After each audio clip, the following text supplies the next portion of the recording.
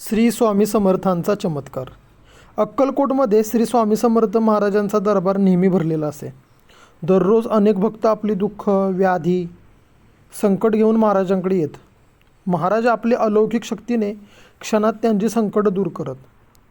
एकदा एक शेतकरी महाराजांच्या दर्शनाला आला.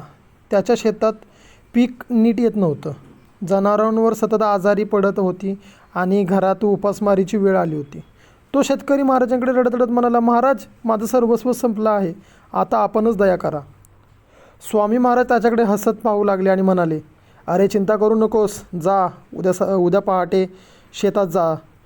तुला हळदीचं एक मूळ दिसेल, ते घरात ठेव, सर्व संकट दूर होतील. शेतकरी आश्चर्यचकित झाला, पण महाराजांच्या आज्ञेवर त्याने विश्वास ठेवला. दुसऱ्या दिवशी सकाळी शेतावर गेल्यावर खरोखरच त्याला जमिनीतून एक हळदीचं मूळ सापडलं. त्याने ते भक्तिभावाने घरी आणून देवघरात ठेवलं. त्या क्षणापासून त्याच्या शेतात पीक जोमाने यायलाच लागली. जनावरं बरी झाली आणि घरात सुख समृद्धी नांदू लागली. शेतकरी महाराजांच्या चरणी लीन होऊन म्हणाला, महाराज, तुम्ही खरे दिगंबर दैवत आहात.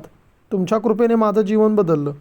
महाराज फक्त हसले आणि म्हणाले, मी काही केलं नाही, तुझ्या श्रद्धा विश्वास हाच तुझा चमत्कार आहे. जय स्वामी समर्थ.